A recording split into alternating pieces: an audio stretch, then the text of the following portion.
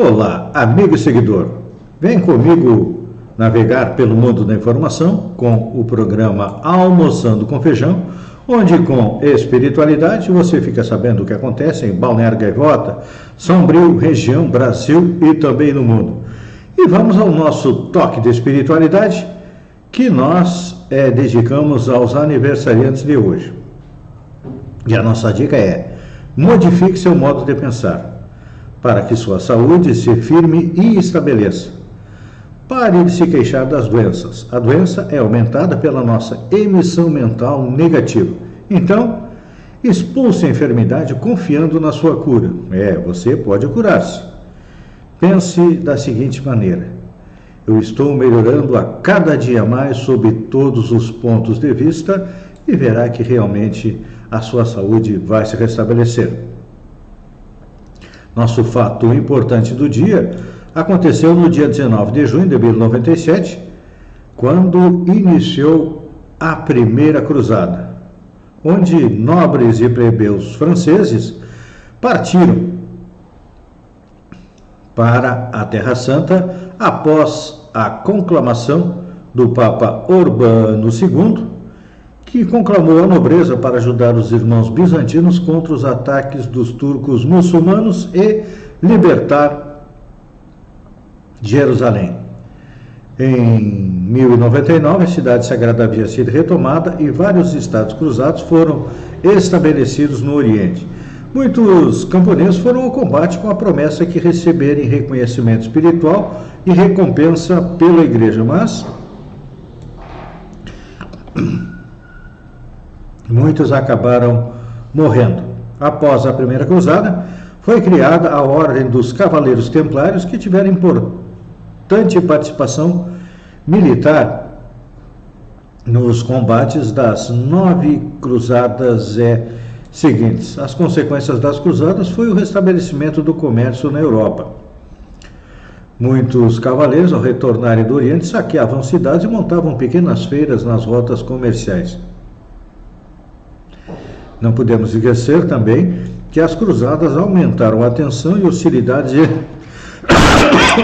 entre cristãos e muçulmanos, desde a Idade Média, que continua até hoje. A Organização Mundial da Saúde retira a transexualidade da lista de doenças mentais. O anúncio foi feito nesta segunda-feira, dia 18, na divulgação da 11ª Classificação Internacional de Doenças, o CID. De acordo com a organização, a transexualidade ainda está presente no CID, mas agora em nova categoria, denominada saúde sexual. Assim, ela foi retirada da categoria de distúrbios mentais. Isso esvazia as justificativas que se propunha para curá-la ou tratá-la, num desrespeito à diversidade sexual dos seres humanos. A nova edição do CID foi anunciada em 2000 e agora está atualizada até o século XXI e deve entrar em vigor no dia 1º de janeiro de 2022. PGR pede a condenação de Gleisi. A Procuradoria-Geral da República pediu ao STF, nesta segunda-feira, a condenação da presidente do PT, Gleisi Hoffmann, na Lava Jato.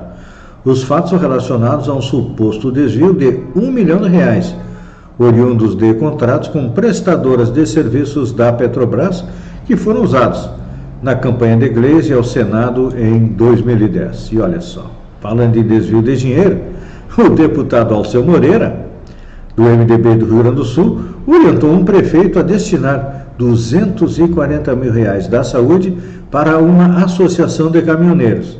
A Ordem dos Advogados do Brasil e o Ministério Público de Contas do Estado pediram providências em relação ao caso. E sabe quanto vão ganhar nossos jogadores em caso de vitória na Copa? Pois é. Se a seleção brasileira vencer a Copa do Mundo, cada jogador vai receber $500 mil de bicho. Em 2002, o prêmio foi de $150 mil. Norte-americanos têm dificuldade de diferenciar fatos de opiniões. Uma pesquisa divulgada nesta segunda-feira, dia 18, mostra que apenas pouco mais de um quarto, ou seja, 26%, dos americanos consegue diferenciar afirmações baseadas em fatos de declarações opinativas.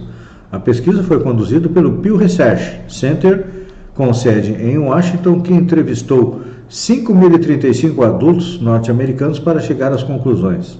Segundo os pesquisadores, os fatos podem ser definidos como algo que pode ser provado ou refutado por evidência objetiva, e opinião são aquilo que reflete as crenças e os valores de quem as expressa. O método utilizado consistia em apresentar 10 afirmações para os entrevistados. Cada uma delas deveria ser classificada como declaração factual ou opinativa. Foram feitas perguntas como: gastos com previdência e saúde somam a maior parte do orçamento federal dos Estados Unidos? Ou a democracia é a melhor forma de governo? Segundo os pesquisadores, foram incluídas afirmações tanto opinativas quanto factuais, que apelavam para as visões de mundo tanto das pessoas à direita quanto à esquerda do espectro político de maneira equilibrada. Pessoas mais conectadas com as discussões de temas políticos, com conhecimentos do mundo digital, e também aquelas que mais confiam na mídia tiveram um desempenho melhor na classificação das frases. Por exemplo, 36% dos americanos mais conscientizados politicamente conseguiram diferenciar com correção todas as frases factuais, enquanto que apenas 17% dos menos envolvidos com política conseguiram fazer o mesmo.